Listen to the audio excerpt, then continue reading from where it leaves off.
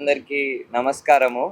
ఈరోజు చాలా ఇంపార్టెంట్ సమయం ఇది. ఎందుకంటే తెలంగాణలో ఎగ్జాంపుల్ క్లియర్‌గా కనిపిస్తుంది. అంటే కాంగ్రెస్ ఏదైతే ప్రామిసెస్‌ని చేసి గవర్నెన్స్‌లోకి వచ్చిందో, వాళ్ళు ఇచ్చిన ప్రామిసెస్ ఏంది, వీళ్ళు చేస్తున్న పనులు ప్రాక్టికల్‌గా ఎట్లున్నాయనేవి క్లియర్‌గా ఎవిడెంట్‌గా కనిపిస్తుంది. కాబట్టి this is a very important time.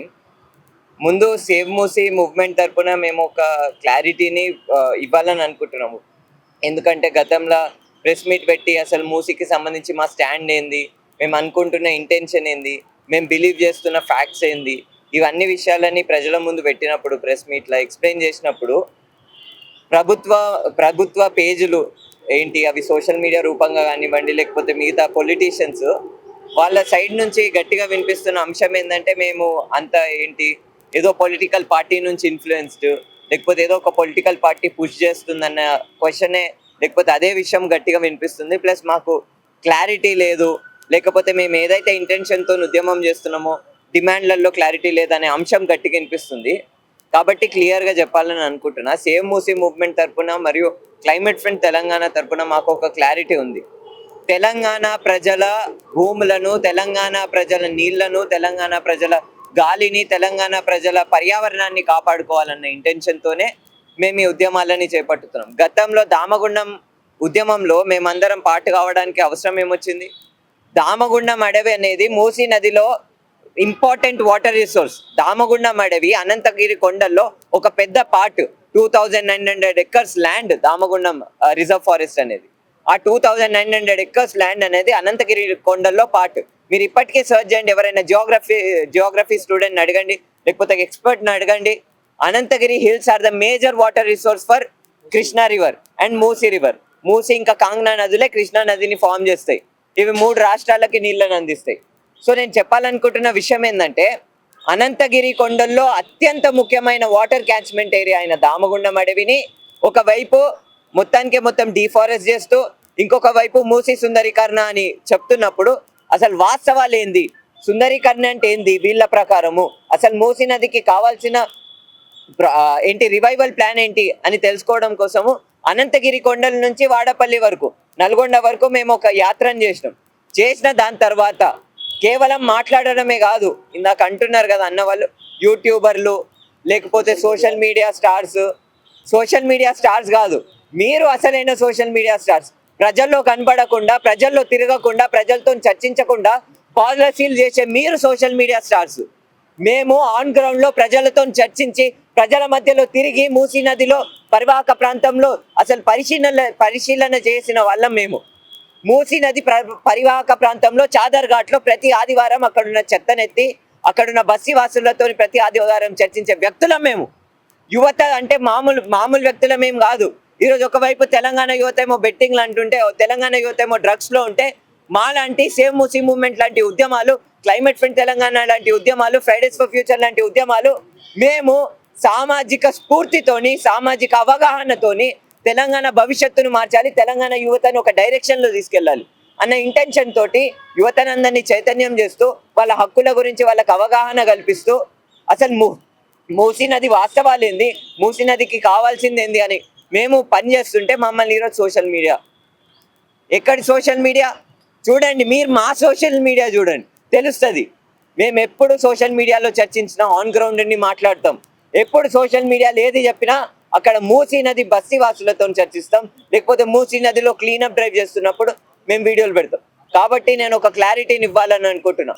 Save Musi మూవ్మెంట్గా ఏదైతే ఈ యూత్ లెడ్ పీపుల్స్ మూవ్మెంట్ ఉందో, సేవ్ మూసీ మూవ్మెంట్ అనేది కాన్స్టిట్యూషన్లో బిలీవ్ చేస్తుంది, డెమోక్రసీలో బిలీవ్ చేస్తుంది, క్రియేటివ్ రెసిస్టెన్స్లో బిలీవ్ చేస్తుంది. మేము ఏం యాక్షన్ తీసుకున్నా కానీ కాన్స్టిట్యూషనల్ ఫ్రేమ్వర్క్లోనే ఆ యాక్షన్స్ని తీసుకుంటున్నాము. కాన్స్టిట్యూషనల్ ఫ్రేమ్వర్క్లో ఏవైతే హక్కులు మాకు రాజ్యాంగం కల్పించిందో అవే హక్కుల లోబడి మేము ఈ నిరసనలని తెలుపుతున్నాం. ముందుగా ఒక పాయింట్ ఏంటంటే, మూసీ రివర్ ఫ్రంట్ ప్రాజెక్ట్ని మీరు ఎందుకు వ్యతిరేకిస్తున్నారు? మూసీ రివర్ ఫ్రంట్ ప్రాజెక్ట్ వస్తే నీళ్ళని శుభ్రమవుతాయి కదా, మరి ఎందుకు వ్యతిరేకిస్తున్నారంటే, రివర్ ఫ్రంట్ ప్రాజెక్ట్ సబర్మతిలో ఉంది కదా, మరి సబర్మతిలో నీళ్లు సాఫ్ అయినాయా? రివర్ ఫ్రంట్ ప్రాజెక్టు 2014లో ఇనాగరేట్ అయింది, 2015 ఇనాగరేట్ అయింది నరేంద్ర మోడీ అహ్మదాబాద్లో, గుజరాత్లో. మరి 10 సంవత్సరాలు అవుతుంది రివర్ ఫ్రంట్ కట్టి, మరి ఇప్పటికీ ఆ నీళ్లు సాఫ్ అయినాయా? సబర్మతి నీళ్లు తాగి చూపిస్తారా? ఏ మంత్రి దగ్గరైనా దమ్ముందా? రమ్మనండి, నాతోటి పోదాం, సబర్మతి నది దగ్గర పోదాము, అక్కడ నేను గ్లాస్ ఇస్తా, తాగి చూపించమనండి. రియాలిటీ సోషల్ మీడియా స్టార్స్ అంటున్నారు కదా, ప్రాక్టికల్ స్టార్స్ అవుదాం, పోదాం పద. నేనే డబ్బులు ఇస్తా, ట్రైన్ ఖర్చులు నేనే డబ్బులు ఇస్తా, ఫుడ్ కూడా నేనే చూసుకుంటా. రమ్మనండి, దమ్ముంటే రమ్మనండి. రివర్ ఫ్రంట్లు అంటే సాల్వ్ చేస్తాయంట. ఈ మాట నేను సబర్మతి గురించి ఎందుకు మాట్లాడుతున్నా అంటే, నిన్న సెకండ్ మార్చికి సబర్మతి రివర్ ఫ్రంట్ ప్రాజెక్ట్ దగ్గరికి పోయిర్రు మన కాంగ్రెస్ పార్టీ పొలిటీషియన్స్. పోయి వాళ్ళు బీజేపీ వాళ్ళు కొట్లాడుతున్నారు. అరే, బీజేపీ కాంగ్రెస్ డిబేట్ కాదు తెలంగాణకి కావాల్సింది, పీపుల్ వర్సెస్ పొలిటీషియన్స్. పొలిటీషియన్స్ ఏదైతే ఫ్రేమ్వర్క్ చేస్తున్నారో దాన్ని క్రిటిక్ చేయడమే కదా ప్రజల బాధ్యత. వాళ్ళు తీసుకుంటున్న యాక్షన్స్ అసలు ప్రజలకి న్యాయాన్ని చేకూరుస్తున్నాయా లేదా అనే అంశాల గురించి కదా మనం చర్చించాల్సింది. సో మేము అంటుంది, ఒక క్లారిటీ ఉంది మాకు, తెలంగాణ ప్రజలకి మూసీ మీద ఒక పునర్జీవనం ప్రాజెక్ట్ కావాలి. కానీ ఆ పునర్జీవనం ప్రాజెక్ట్ ఒక స్కామ్ కావద్దు. River front is a scam, ఇది గుర్తుపెట్టుకోండి ప్రజలారా. రివర్ ఫ్రంట్ వల్ల తెలంగాణ ప్రజలకి వచ్చేది అప్పు మాత్రమే. తెలంగాణ ప్రజలకు ఒక్క రూపాయి కూడా లాభం రాదు. మొన్న పూణేలో ఉన్న ప్రజలు చేసిన ఒక స్టడీ ప్రకారం ఏం తేలిందంటే, ఒక నది ఉట్టి నీళ్లు కాదు, నదంటే ఉట్టి నీళ్లు కాదు, నదంటే దాని పక్కనున్న మట్టి కూడా, నదంటే ఆ మట్టి మీద పెరుగుతున్న చెట్లు కూడా, ఆ మట్టి మీద ఉన్న పక్షులు కూడా.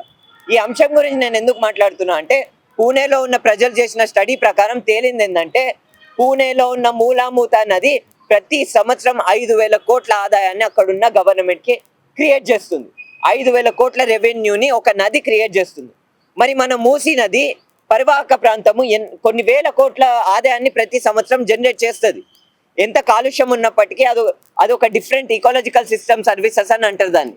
అది కొన్ని సర్వీసెస్ని ప్రొవైడ్ చేస్తుంది. నీళ్లు కానివ్వండి, రైతులకు నీళ్లు అందించడము, లేకపోతే అక్కడ చేపలు పట్టే వాళ్ళకి గ్రౌండ్ వాటర్ సోర్స్ కావడం, ఇట్లా వివిధ సోర్సెస్ని ఒక నది అనేది అందిస్తుంది. మరి ఇంత వేల కోట్ల ఆదాయాన్ని అందజేస్తున్న ఒక నదిని, ఆ రివర్ బెడ్ని మీరు సిమెంట్ వేసి పర్మనెంట్గా చంపేస్తామని అంటే, కాంక్రీట్ జంగల్ చేసేస్తామంటే ఎందుకు అడ్డుకోం? రేవంత్ రెడ్డి ఒక 20-30 సంవత్సరాల తర్వాత ఉండడు. పొంగులేటి శ్రీనివాస్ గారు లేకపోతే మిగతా మంత్రులు ఎవరు ఉండరు. ఉండాల్సింది నేను, లేకపోతే మా మిగతా భవిష్యత్తు తరాలు ఉంటాయి ఈ తెలంగాణలో. మరి భవిష్యత్తు తరాలు actual stakeholders for Telangana are we, the youth of Telangana. Telangana భవిష్యత్తు స్టేక్ హోల్డర్స్ ఎవరు? రేవంత్ రెడ్డి లేకపోతే మిగతా కేసీఆరా లేకపోతే బండి సంజయ, ఈ రాజకీయ నాయకుల? మేము మా భవిష్యత్తు గురించి చర్చిస్తే, మేము మా భవిష్యత్తు గురించి యాక్షన్ తీసుకొని, మా కాలేజీలో విడిచిపెట్టి, మా భవిష్యత్తు విడిచిపెట్టి, మేము రోడ్ల మీదకి దిగి మా భవిష్యత్తు గురించి మేము పనిచేస్తే, మేము ఈరోజు ఒక పార్టీ ఏజెంట్ అయిపోతున్నాం. టీఆర్ఎస్కి విరుద్ధంగా మేము మాట్లాడినంత మాట్లాడి రైళ్ళు బీజేపీ ప్రభుత్వానికి విరుద్ధంగా ఈరోజు దేశవ్యాప్తంగా క్లైమేట్ ఫ్రంట్ చేస్తున్న పోరాటం ఏదైనా పార్టీ చేస్తుందా? కాంగ్రెస్ పార్టీ, బీజేపీ ఎన్నో చోట్లలో రివర్ ఫ్రంట్ కడితే వాళ్ళే స్టేట్మెంట్లు ఇచ్చారు, అరే రివర్ ఫ్రంట్ ప్రజలకు వ్యతిరేకమని. కాంగ్రెస్ పార్టీ, బీజేపీ పార్టీ ఎన్నో చోట్లలో అడవిని నరికితే అరే వీళ్ళు పర్యావరణాన్ని నాశనం చేస్తున్నారని చెప్తున్నారు. మరి అదే డైలాగ్ని మేము తెలంగాణలో చెప్తే మీకు ప్రాబ్లం ఎందుకు వచ్చింది? మేము ఈరోజు పెయిడ్ ఆర్టిస్టులు ఎందుకైనా నేను చెప్పాలని అనుకుంటున్నా, river front is a scam. River front వల్ల పేద ప్రజల ఇల్లులు కూలుతాయి తప్ప నీళ్లు శుభ్రం కావు. మరి గాంధీ సరోవర్ అంట, ఎవడు అడిగిండు?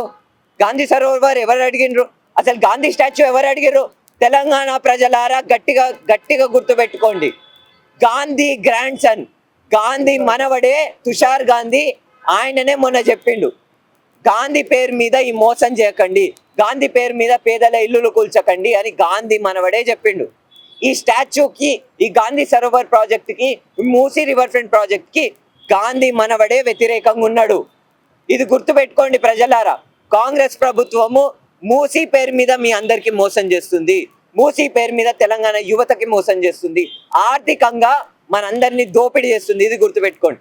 కాబట్టి నేను ఒకటే చెప్పాలని అనుకుంటున్నా, సేవ్ మూసీ మూవ్మెంట్ తరపున మరియు క్లైమేట్ ఫ్రంట్ తెలంగాణ తరపున మాకు ఒక క్లారిటీ ఉంది.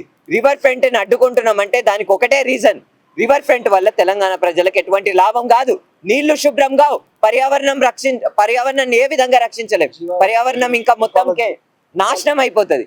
మూడో అంశం ఏంటంటే అది ఇంకొక ఎకనామిక్ లోడ్. ఇప్పుడు మూసీ రివర్ ఫ్రంట్ అని చెప్పి మీరు కన్స్ట్రక్షన్ చేసినప్పుడు అక్కడ ఇల్లులు డెమాలిష్ చేస్తారు. ఆ ఇల్లు డెమాలిషనే కాదు, ఆ ఇల్లులు డెమాలిష్ చేసిన వాళ్ళకి మళ్ళీ కంపెన్సేషన్ ఇవ్వాలి కదా. మరి ఆ పైసలు ఎడికెళ్ళి వస్తాయి? అసలే పైసలు లేవు, ఏం చేసినా పైసలు లేవు, నా చెప్పులు ఆడబెడతా ఈడబెడతా కోసుకొని తిన్నా కానీ పైసలు లేవు అని అన్న ప్రభుత్వము ఈరోజు డెమాలిషన్ చేయడానికి డబ్బులు ఉంటాయి, డెమాలిషన్ చేసి మళ్ళీ రీహాబిలిటేషన్ కి డబ్బులు ఉంటాయి, స్టాచ్యూలు కట్టడానికి డబ్బులు ఉంటాయి. కాబట్టి మేము చెప్పాలనుకుంటుంది ఒకటే, మీకు గనక మూసీ నదిని కాపాడాలన్న ఇంటెన్షన్ ఉంటే మేము ఇన్వైట్ చేస్తున్నాం, సేమ్ మూసీ మూవ్మెంట్ తరపున మేము ఇన్వైట్ చేస్తున్నాం, వెల్కమ్ చేస్తున్నాం ఆ డిసిషన్ ని. మూసీ మీద మీ నినాదం గొప్పనైన నినాదం, అవసరమైన నినాదం, కానీ మీరు తీసుకుంటున్న యాక్షన్ అన్నెసెసరీ అండ్ యూజ్లెస్. కాబట్టి మీకు చిత్తశుద్ధి ఉంటే, మీకు ఇంట్రెస్ట్ ఉంటే immediately Musi river front project ని వెనక్కి తీసుకొని కాలుష్యాన్ని ఏ కంపెనీలు ఏ గవర్నమెంట్ బాడీలు అయితే మూసీ నది లోపల సీవేజ్ వాటర్ ని మరియు కాలుష్య నీళ్ళని పారిస్తున్నాయో ఆ బాడీలని అకౌంటబుల్ నిల్చోబెట్టండి, ఆ బాడీల మీద ఫైన్ విధించండి, ఎస్టీపీలు కట్టండి, ఎఫ్లూయెంట్ ట్రీట్మెంట్ ప్లాంట్లు కట్టండి. సుందరి కన్నా సూర్యాపేట ప్రజలు అడగలేదు, సుందరి కన్నా నల్గొండ ప్రజలు అడగలేదు. నల్గొండ ప్రజలు, సూర్యాపేట ప్రజలు, మూసీ పరివాహక ప్రాంతంలో ఉన్న ప్రజలు అడిగింది నీళ్ళ శుభ్రత. ఇది గుర్తుపెట్టుకోండి. మూసీ పేరు మీద మోసం నహి చలేగా, నహి చలేగా. ఇది గుర్తుపెట్టుకోండి. మళ్ళా మీరు అంటున్నారు కదా మా వల్ల మేము చేస్తున్న ఉద్యమాల వల్ల ఏం జరగదని. సురేష్ అన్న డప్పు కొడితేనే కొట్టుకోబోతారు ఇల్లు, సురేష్ అన్న డప్పుకే భయపడి పారిపోతారు ఇల్లు. ఎందుకంటే ఇప్పటి వరకు డిపిఆర్ ముందుకు ఎందుకు పెట్టలేదు? డీటెయిల్ ప్రాజెక్ట్ రిపోర్ట్ అనేది ఒక ప్రైమరీ రిపోర్ట్ కదా, అసలు ప్రాజెక్ట్ ఏం చేస్తున్నారో ప్రజల ముందు పెట్టాలి కదా. డిపిఆర్ ఎందుకు పెడతలేరు అంటే వీళ్ళు రేపు డిపిఆర్ విడుదల చేస్తే మాలాంటి సైన్స్ చదివిన విద్యార్థులు, మాలాంటి ఈ కాలేజెస్లో ఈజీగా క్రిటిక్ చేసేస్తారు, దాంట్లో ఉన్న వాస్తవాలని క్రిటిక్ చేస్తాం కాబట్టి వాళ్ళు భయపడుతున్నారు. కాబట్టే వీళ్ళు వాస్తవాలని ముందు పెట్టడానికి భయపడుతున్నారు. కాబట్టి క్లియర్గా మూసీకి సంబంధించి పరివాహక ప్రాంతంలో ఉన్న ప్రజలతో చర్చిస్తున్నాం, బస్తీ తిరిగి అక్కడున్న ప్రజలకి చైతన్యపరుస్తున్నాం, వాస్తవాలు ఏందో చెప్తున్నాము సేమ్ మూసీ మూవ్మెంట్ తరఫున. ఇంకా multiple high rise building already exist అవుతున్నాయి మూసీ పరివాహక ప్రాంతంలో. మూసీ నది లోపల హై రైజ్ బిల్డింగ్లు ఇప్పుడు కడుతున్నప్పుడు వాటి మీద యాక్షన్ ఎందుకు లేదు? అరే మీరు ప్రీవియస్ ఉన్న ఇల్లులని కూల్చే బదులు ఫస్ట్ ఇమీడియట్ గా హాల్ట్ చేయండి, కొత్త లేఅవుట్లని ఇవ్వకండి, కొత్త లేఅవుట్లని అసలు ఇవ్వకండి, ఉన్న ఇల్లులను అట్లనే ఉంచి కొత్త లేఅవుట్లని ఆపేయచ్చు కదా, నార్సింగి వైపు అటువైపు. ఇంకొకటి ఏంటంటే కాలుష్యం ఇప్పటికే పారుతుంది. జిహెచ్ఎంసీఏ తన పైప్ లైన్లతోటి మూసీ నది లోపల కాలుష్య నీళ్ళని లోపలేస్తుంది. మరి దాని మీద యాక్షన్ ఏది? దాని మీద అకౌంటబిలిటీ ఏది? సో క్లియర్ గా మేము అదే చెప్తున్నాము, ఫస్ట్ కాలుష్యాన్ని లోపల పంపిస్తున్న గవర్నమెంట్ బాడీలని ఇమీడియట్ గా ఏంటి యాక్షన్ తీసుకోండి, వాటి మీద ఫైన్లు విధించండి అని మేము కోరుకుంటున్నాం.